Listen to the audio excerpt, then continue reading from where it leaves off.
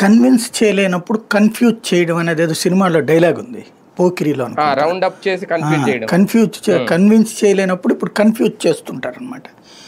ప్రాక్టికల్గా కుంభకోణం జరగలేదు అని చెప్తే అంతకంటే తలతెక్కే ఉండదు.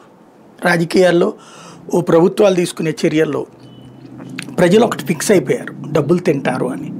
ఎక్కువ తిన్నారా తక్కువ తిన్నారా, అది కూడా ఎక్కువ తిన్నందుకు ఎక్కువ కోపము లేదు, తక్కువ తిన్నందుకు తక్కువ కోపము లేదు. తమను ఇబ్బంది పెట్టకుండా ఉంటే చాలు అనేటటువంటి రూట్లో ఉన్నారు ప్రజలు. అంటే మమ్మల్ని నేరుగా దోచుకోకుండా ఉంటే చాలు అనేటటువంటి రూట్లో ఉన్నారు.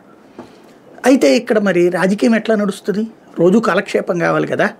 రెండవది, మన దగ్గర తప్పుని చర్చ జరగకుండా ఉండాలంటే ఇంకొక వైపుకి డైవర్ట్ కావాలి. ఇవాళ ఒక బెల్ట్ షాప్ దగ్గరికి వెళ్ళినటువంటి వ్యక్తి మద్యం బాటిల్ని ఎంఆర్పి రేటు మీద 20 రూపాయలు ఎక్కువ కొనుక్కుంటున్నాడు, 10 నుంచి 20 రూపాయలు ఆ ఏరియాని బట్టి. ఇది ఖచ్చితంగా పెద్ద దోపిడీ, ఎంఆర్పి మీద ఎక్కువ రేటు. ఇది ఖచ్చితంగా ప్రజలు చర్చించుకుంటారు కదా. ఈ చర్చ జరగాలంటే, ఈ చర్చ ఆగాలంటే జగన్ గారు విపరీతంగా తినేసాడంటరా అని రావాలి. జగన్ గారు తినదాంతో పోల్చుకుంటే 20 రూపాయలు ఏముందిరా అనేటటువంటి మాట రావాలి.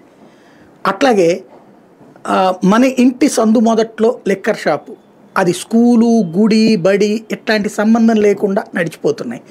చివరికి కొన్ని చోట్లన మహిళలు ఇబ్బంది పడి ఉద్యమిస్తే